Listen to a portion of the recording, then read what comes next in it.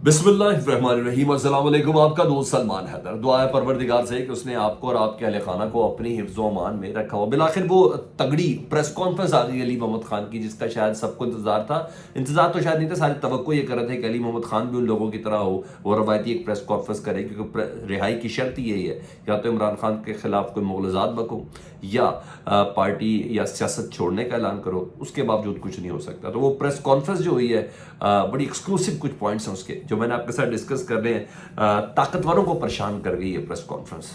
अली मोहम्मद खान जो बोल गया, मज़ा आएगा आपको व्लॉग में जब मैं उस पॉइंट के ऊपर आऊँगा, बल्कि इब्तिदा में बता दूँगा। बलोच सरदार ने जी जरदारी साहब का मजाक उड़ाया जी, और बड़े जिसे कहते हैं सरे बाजारी, वो जरदारी साहब जो बलोचिस्तान के हवाले से अपनी बहुत बड़ी गेम बना के बैठे हुए थे, उन जरदारी साहब को ऐसा सख्त टाइम और हार्ड टाइम दिया है, शायद जरदारी साहब एक्सपेक्ट भी नहीं कर रहे थे। वो कुछ तफसीलात आई है। और इसके अलावा छुट्टी का दिन है और 6 जजों ने हुकूमत की जिस तरीके से नींदें उड़ाई, वो हुकूमत जो एक्सपेक्ट कर रही थी कि शायद इस्टेब्लिशमेंट ने, मिलिट्री इस्टेब्लिशमेंट ने किसी तरीके से चीफ जस्टिस उमर अता बंदयाल साहब का या कलम या मुंह या कुछ भी बंद करा दिया। हाँ जी, उनकी तबीयत बड़ी फ्रेश हुई है 6 जजेस के हवाले से। वो आपको बताना है फौजी अदालतों के खिलाफ मामला किस हद तक आगे बढ़ गया और वहाँ उसके अंदर क्या होने जा रहा है। आज हम इस पर बड़ी ज़बरदस्त किस्म की बात करेंगे। और एक जज साहब का ही केस चला गया है, जज साहब ही, जी हाँ, इंक्वायरी के लिए बकायदा 1 हफ्ते का टाइम दे दिया गया है। जो इमरान खान साहब का तोशाखाना केस पे जिसकी समात पे टायर लग गए, बल्कि बिजली लग गई उस पर। तफसीलात बड़ी इंटरेस्टिंग, एक के बाद एक आपके सामने रखता हूँ। अच्छा, सबको बल्कि ये था, अंदाज़ा था कि रिहाई हुई है जी अली मोहम्मद खान की, तो वो एक रवायती प्रेस कॉन्फ्रेंस तो ज़रूर होगी, और जिसमें वो इमरान खान के ख़िलाफ़ बोलेंगे या सियासत छोड़ने का ऐलान करेंगे। समझ यही रहते, अक्सर लोग यही समझ रहे, क्योंकि अक्सरियत ही इतनी ज़्यादा हो चुकी थी कि ये था। तो अली मोहम्मद खान कैसे बाहर आ गया, तो ज़रूर कोई ना कोई डील हुई होगी, ज़रूर वो डबल एजेंट बन के बाहर निकल आए होंगे और कोई प्रेस कॉन्फ्रेंस करेगा, मगर नहीं, ऐसा नहीं हुआ। अपने घर गया अली मोहम्मद खान और बाकायदा बात की। हाँ, रवायती प्रेस कॉन्फ्रेंस नहीं थी, बाकायदा बात की, जिसको ममनू है मीडिया पर रिपोर्ट करना, लेकिन हम आपके साथ बात करेंगे ना। उन्होंने अपनी प्रेस कॉन्फ्रेंस में कहा, मीडिया से गुफ्तगू हुई थी कि ना ही मैं सियासत छोड़ूंगा, इस तरह की उन्होंने कोई बात नहीं की, और ना ही इमरान खान साहब के ख़िलाफ़ एक लफ्ज़ भी बाहर नहीं निकाला, ठीक है। बल्कि उन्होंने कहा कि मैं इमरान खान के साथ खड़ा हूँ, और उसका ऐलान किया कि मैं इमरान खान के साथ खड़ा हूँ। उन्होंने यहाँ तक कहा कि मेरा अगला वज़ीर आज़म इमरान खान है, और दीगर उन्होंने क्या बातें की, मैं सारे पॉइंट्स आपके सामने रखता हूँ। बड़ी मानी खेस गुफ्तगू अली मोहम्मद खान, मैंने कहा गुफ्तगू ऐसे करने का पता चलता है, मज़ा आता जी। उन्होंने कहा एक दूसरे को दीवार से न लगाएं, इससे किसी को फ़ायदा नहीं होगा। मौजूदा सिचुएशन को बता रहे, नहीं कोई फ़ायदा नहीं है, मुल्क कमज़ोर हो रहा है। और बाकी ये दर्द दिल रखने वाला सियासतदान है, मज़ा आता है इसको सुन के भी। पता चल रहा था इसके कॉल और फेल में तजाद नहीं। उन्होंने कहा सियासी निज़ाम मजबूत होगा, पाक फ़ौज मजबूत होगी, पाक फ़ौज मजबूत होगी तो मुल्क मजबूत होगा। 16 आने की बात।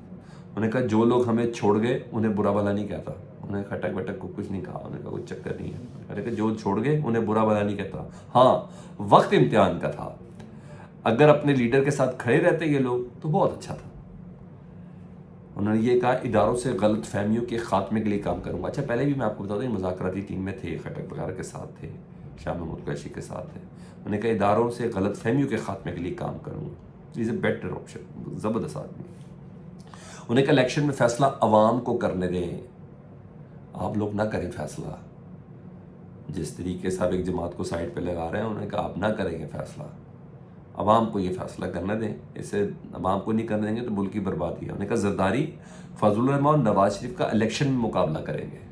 मुल्क को आगे बढ़ना है तो किसी जमात को कॉर्नर ना करें। आप इस पता नहीं कौन कौन सी ताकतों को इस्तेमाल करके किसी पार्टी को, यानी एक जमात को, कौन यानी पीटीआई के साथ ये सलूक ना करें अगर मुल्क को आगे बढ़ाना है आपने। उन्होंने कहा साबिक वज़ीर आज़म इमरान खान पर दहशतगर्दी के जो मुकदमात बनाए गए हैं, इससे मुल्क की बदनामी हुई है।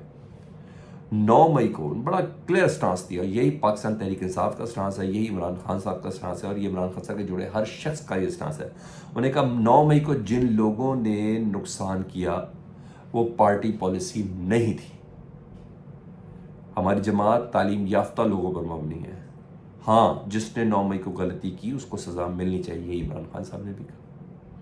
پاکستان کو سیاسی انتقام نہیں سیاسی استحکام کی ضرورت ہے۔ رہی بات چیئرمین پی ٹی آئی کی، وہ میرے لیڈر ہیں، دوبارہ وزیر اعظم بنیں گے۔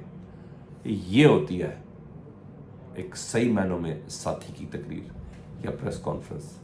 نہیں کہا عمران خان نے کچھ غلطیاں کی، عمران خان کو یہ نہیں کرنا چاہیے تھا، نہیں کہا کہ میں پی ٹی آئی چھوڑتا ہوں، نہیں کہا میں سیاست چھوڑتا ہوں، پوری سزا پوری بھگتی، اور کہا کہ وہ لوگ جو گئے ان کا گلا شکوہ نہیں، اگر ساتھ رہتے تو مشکل حالات میں زیادہ بہتر چیز تھی۔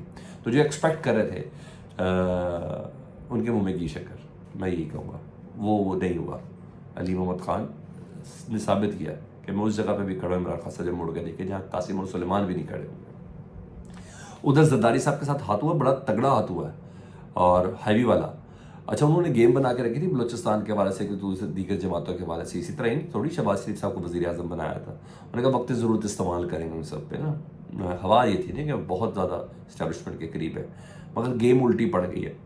ہم نے آپ کو عبدالقدوس بزنجو صاحب کا بتایا تھا، انہوں نے خط لکھا زرداری صاحب کو، وہ خط منظر عام پر آ گیا، اور اس خط میں بزنجو صاحب کیا کہتے ہیں، وہ کہتے ہیں زرداری صاحب کو کہ میں پیپلز پارٹی میں شامل ہونے کا ارادہ کر چکا تھا، یعنی ارادہ کر لیا تھا، اب نہیں ہے، میں ارادہ کر چکا تھا، مطلب باپ پارٹی کے ساتھ ہے نا، یہ مطلب اب بدل دیا ہے، اور آپ کے ساتھ اب سیٹ ایڈجسٹمنٹ ہو سکتی ہے، یعنی جہاں باپ پارٹی کو اکثریت ہوگی امیدوار ہوگا وہاں پیپلز پارٹی کا کینڈیڈیٹ کھڑا نہیں ہوگا۔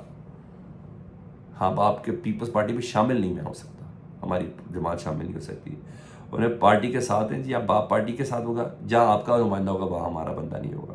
اچھا مزے کی بات یہ گالی ہے، یہ آفر نہیں ہے زرداری صاحب کو، یہ ایک بہت بڑا تانا ہے۔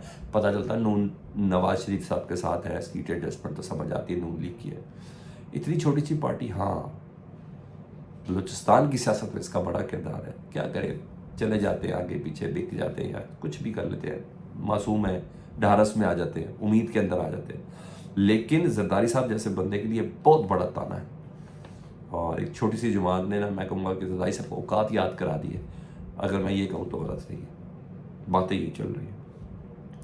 اچھا کہا یہ جا رہا تھا کہ چیف جسٹس عمر عطا بندیال صاحب انہوں نے فوجی عدالتوں کا جو کیس ہے لمبا کر دیا تھا، میں نے بھی کہا تھا، جی ہاں مجھے یاد ہے، میں نے بھی کہا تھا وہ یہ فیصلہ نہیں کریں گے بلکہ قاضی فائز عیسیٰ صاحب جو اپ کمنگ چیف جسٹس ان کے گلے میں ڈول بجے گا، ڈلے گا، وہ بجائیں گے، اور یہ بھی کہا گیا تھا، باقاعدہ کہا تھا کہ 1 مہینے تک کی انہیں تاریخ دے دی ہے فوجی عدالتوں کے خلاف جو کیسز ہے اس کی سماعت کے حوالے سے، مگر بندیال صاحب نے فوجی عدالتوں کے خلاف درخواستوں کو سماعت کے لیے مقرر کر دیا جی، اور چھٹی کے دن یہ حکومت کو دھچکا لگا جی، 1 اگست یہ چھٹیوں کے فوراً بعد ٹھیک 11:30 بجے کا انہوں نے وقت دیا ہے۔